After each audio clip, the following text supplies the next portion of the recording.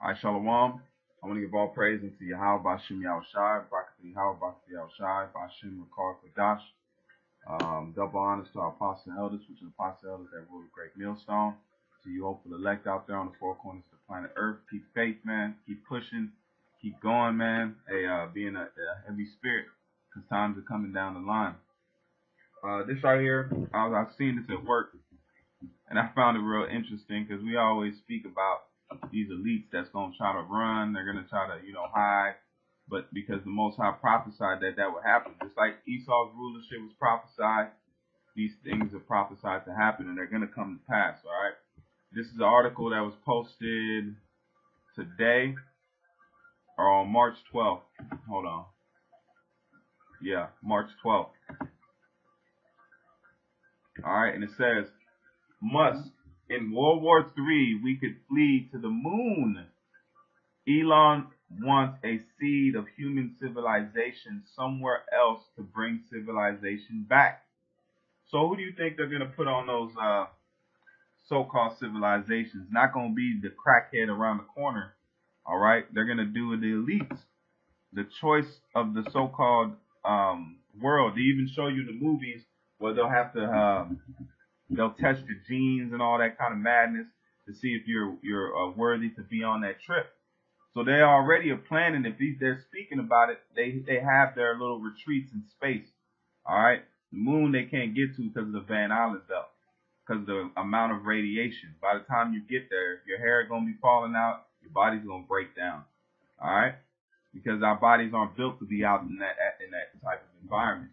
Okay, so back to the article. It says the solution. It says SpaceX founder Elon Musk speaks at a press conference following the first launch of the SpaceX Falcon Heavy rocket at the Kennedy Space Center in Cape Canaveral, Florida, U.S. February 6, 2018. Photo, that's on that. And it says the solution may be up there. Base on the moon and Mars could help preserve human civilization and hasten in recognition on the Earth in the event of a third world war. Billionaire entrepreneur Elon Musk said on Sunday, and the average Joe ain't gonna be able to afford this trip. All right, I don't care if you even got a mill, you ain't gonna be able to afford that trip. It says Musk, the founder of the rocket and spacecraft company SpaceX, said the company interplanetary ships could begin test flights as soon as next year. Dark ages. There is some possibility that will be another dark age, particularly if there is a third world war, Musk said at the SXSW conference in Austin, Texas. All right, and then that's the footage right here. My guess is there probably will be at some point. I'm not predicting that we're about to enter dark ages, but that there's some probability that we will, particularly if there's a third world war. Then we want to make sure that there's enough of a seed of human civilization somewhere else to bring civilization back, and perhaps shorten the length of the dark ages. I think that's why it's important to get a self-sustaining base, ideally on Mars, because Mars is far enough away from Earth that a war on Earth, the Mars base might survive. It's more likely to survive than a moon base. But I think a moon base and a Mars base that could. They're not going out. They're going to outer space because those rockets can propel them into outer space. So even if they make it there, that's the fulfillment of prophecy, and I'm gonna get it. It says we want to make sure that there's enough of a seed of human civilization somewhere else to bring the civilization back and perhaps shorten the length of the dark ages, he said. I think the moon base and Mars base that could perhaps help generate life back here on Earth would be really important, and this is the video. It's a god-awful small affair to the girl with the mousy hair, but her mommy is yelling no, and her daddy has told her to go, but her friend is nowhere. y'all can want to watch it, it's already been seen. But the main point is they're trying to head up to the moon to flee out of this third world war, which they're not going to be able to flee. They're going to be preserved out there. They're not getting away from the judgment, man. All right. There's a scripture where it says,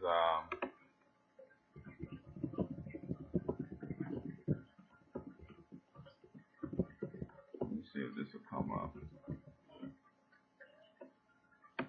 Yeah, Con. This is Jeremiah 23 and 24, and it says, Can any hide himself in secret places, that I should not see him, saith the Lord? Do not I fill heaven and earth, saith the Lord? See that? That means you can't hide from this, man. We can't hide. That's why we have to be open. We're serving a power that is omnipotent, man. Everything. This is Hebrews 4 and 13. It says, neither is there any creature that is not manifest in his sight, but all things are naked and open unto the eyes of him with whom we have to do. So nothing can be hid from Yahweh Shem Yahshua's sight, man. Alright, so let me get these scripts. This is the precept I wanted to pull for this whole lesson. This is the book of Amos 9 and verse 2. Salakia. This is Amos 9 and 2. And it says, though they dig into hell, thence shall my hand take them. Though they may climb up to heaven, thence will I bring them down. And that's climbing up to heaven is those space stations, those space retreats. All right, they want to talk about a moon base, but they don't want to. He has to go with the narrative that Van Allen belt to stop the so-called moon travel. It says, though they dig into hell, thence shall mine hand take them. Though they climb up to heaven, thence will I bring them down. So the Lord's gonna take them down, man, because when the kingdom is set up, we're gonna come and retrieve these people that are upon the earth, the stragglers, the elites. All you gotta do is read Psalms, 147? Salaki, let me pull it up. So this is Psalms 149 and verse 8, and it says, to bind their, hold on, let me go to verse 47. And it says, this is Psalms 149 and 7. It says to execute vengeance upon the heat. I gotta go back one more. Gotta get all of it. This is Psalms 149 and verse 6. Let the high praises of Yahweh be in their mouth and a two-edged sword in their hand. And it says to execute vengeance upon the heathen and punishments upon the people. And that's these elites, because they're the ones that's running. That's why that small amount of people are running the world the way it is now. It says to bind their kings with chains and their nobles with fetters of iron. So that's slavery, man. That's what you call slavery. That's futuristic slavery, because that ain't happened yet. Because you ask a Christian, when does that happen? When did they bind them up? Huh? When did the children of Israel set up in the kingdom bind up the elites of the world? This is Job 34 and 22. It says, there is no darkness nor shadow of death where the workers of iniquity may hide themselves. So there ain't no way you can dip off to the moon, under the water, in the mountain, in a bunker. There's no way you can hide, man. It says, for he will not lay upon men more than that's it on that. Let me get this other one. This is Psalms 139 and 8. This is Psalms 139 and 8. And it says, if I ascend up to heaven, thou art there. If I make my bed in hell, behold, thou art there. How can somebody make their bed in hell? I thought hell's this place that you burn forever, with God poking you with a damn trident. No, it's saying if I make my bed in the grave, in the bunkers. What do you got? Bunkers that are down there with sleeping facilities. Okay, if you dig all into because they had caves in the ancient world. Okay, you had the Israelites that was forced into hiding in caves for a while. All right, so being underground, that was not a new thing. They found different kind of catacombs and different things like that, man. So that's what it's talking about, hell. If I make my bed in hell, in a bunker or underground in a cave, all right, and it says, If thou art there, if I make my bed in hell, behold, thou art there. If I take the wings of the morning and dwell in the utmost parts of the sea, even there shall thy hand lead me, and thy right hand shall hold me. So the Most High is everywhere, man. Everywhere. Finish these. This is Jeremiah. I just want to make sure I can get these precepts in. This is Jeremiah 51 and 53. And it says, though Babylon should mount up to heaven, all right, and though she should fortify her height in her height of her strength, yet from me shall spoilers come unto her, saith the Lord. All right, and ancient Babylon was spoiled by Darius, man. Okay, when he came in and took the city of Babylon.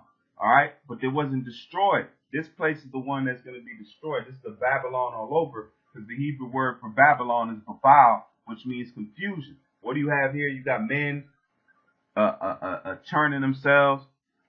You got all types of backward things that go against, that is adverse to the law, statutes, and commandments, man. And it says, because it says a sound of a cry, it says a sound of a cry coming from Babylon, the great destruction from the land of the Chaldees, and that Babylon wasn't destroyed. It was made a providence. It was made tributary unto the kingdom, man. Okay? And it says, because the Lord has spoiled Babylon and destroyed out of her great voice when her waves did roar and great waters and the noise of the voice that she uttered. All right, that's it on that. Let me get this last precept. This is Obadiah 1 and 4. This is a well-known scripture, but it hits the point. It's Obadiah 1 and 4, and it says, though they exalt thyself as the eagle, and though thou set thy nest among the stars, thence will I bring thee down, saith the Lord. And that nest, I just did a video talking about a collection of weapons, man. All right? So that's what's coming. That's what the Most High is getting ready to do. What? Establish the kingdom on planet Earth and punish Esau, man. Don't matter where he's going to go. He's just fulfilling prophecy. That's how we know he's the Edomite, because he's the one that's going up to space, man. All right, these other nations are following behind Esau. That's not their yearn. They're trying to keep up with him because he's the so-called ruler. All right. So with that, I want to give all praise unto Yahweh Bashim Yahushai, Barakatah Yahweh, Barakatah Yahushai, Bashim Rakar Kadah, Shalom,